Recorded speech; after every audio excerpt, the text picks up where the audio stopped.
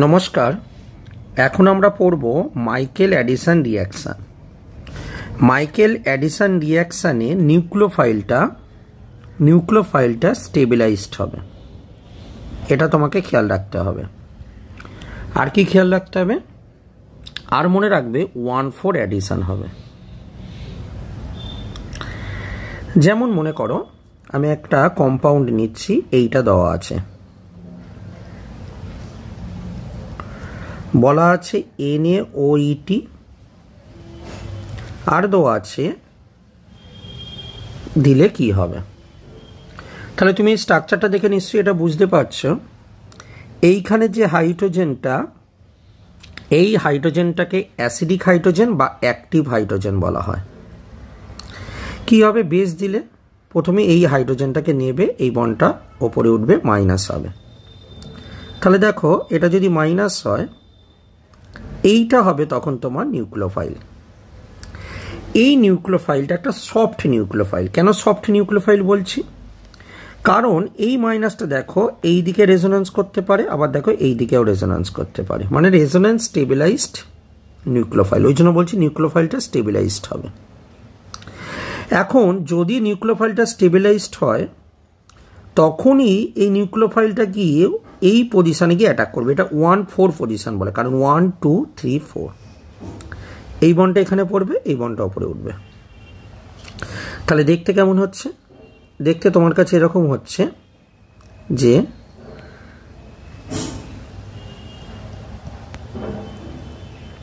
এইটা গিয়ে অ্যাটাক করেছে এই কার্বনে, এই বন্ডটা এটা সিঙ্গেল বন্ড, এই জায়গাটা আছে ডবল বন্ড, এটা হলো O-, তারপরের স্টেপে এই বন্ডটা এখানে পড়বে, এটা উপরে উঠে যাবে। ঠিক আছে?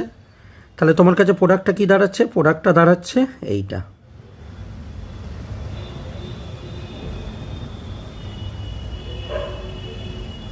ঠিক। এখন যদি নিউক্লিওফাইলটা স্টেবিলাইজ না হতো, কি হতো? মনে করো একটা নিউক্লিওফাইল CN-, এটা স্টেবিলাইজ নিউক্লিওফাইল না? তখন সেই নিউক্লিওফাইলটা এইখানে গিয়ে অ্যাটাক করে ফেলতো, এইখানে গিয়ে অ্যাটাক করতো না তখন। এই কারণে স্টেবিলাইজড একটা নিউক্লিওফাইল হতে হবে। আর একটা এক্সাম্পল নিচ্ছি।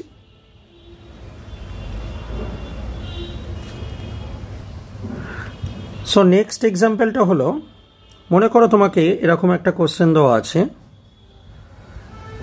আছে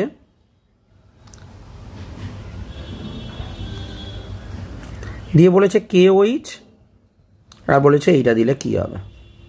so it is also a Michael addition reaction, because এখানকার হাইড্রোজেনটা অ্যাসিডিক হাইড্রোজেন। প্রথম বেসটা এই হাইড্রোজেনটাকে নেবে, এই বন্ডটা উপরে তুললো, তাহলে এইখানটা হবে মাইনাস, এটা হলো NO2।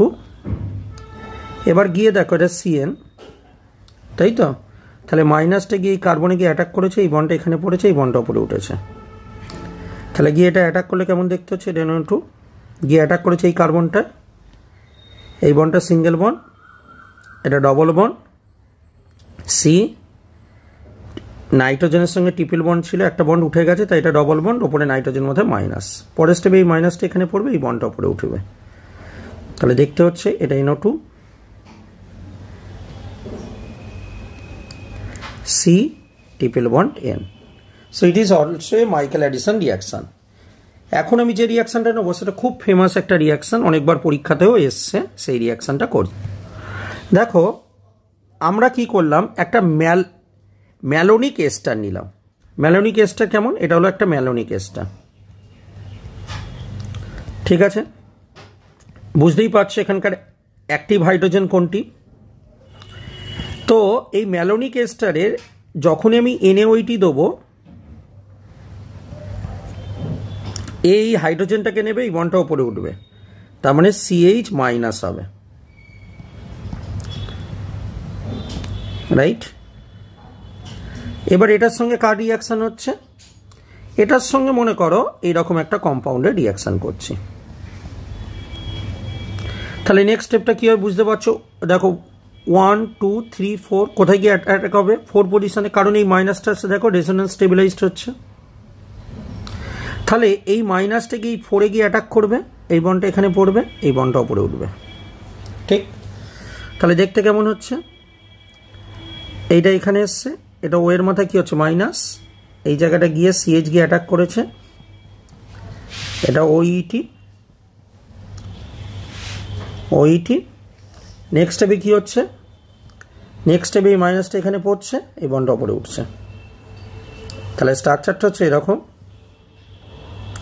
ডবল বন্ড তো সিএইচ CO2 CO2 ঠিক। তো এইটা হলো তোমার কাছে মাইকেল অ্যাডিসন রিয়াকশন। তো Michael addition reaction basically 1,4 addition, এটা ফার্স্ট পয়েন্ট। আর second point, nucleophile should be resonance stabilized, because resonance stabilized হলে তবেই সেটা সফট নিউক্লিওফাইল হবে এবং সেটা গিয়ে তখনই কিনা 1,4 গিয়ে অ্যাটাক করবে। শুধু এইটুকুনি পয়েন্ট যদি আমরা একটু খেয়াল রাখতে পারি, তাহলে মাইকেল অ্যাডিসন রিলেটেড যে কোনো প্রবলেম ক্যালকাটা ইউনিভার্সিটিতে আসুক না কেন, সেই প্রবলেমগুলোকে আমরা সলভ করে দিতে পারবো। ধন্যবাদ, থ্যাংক ইউ।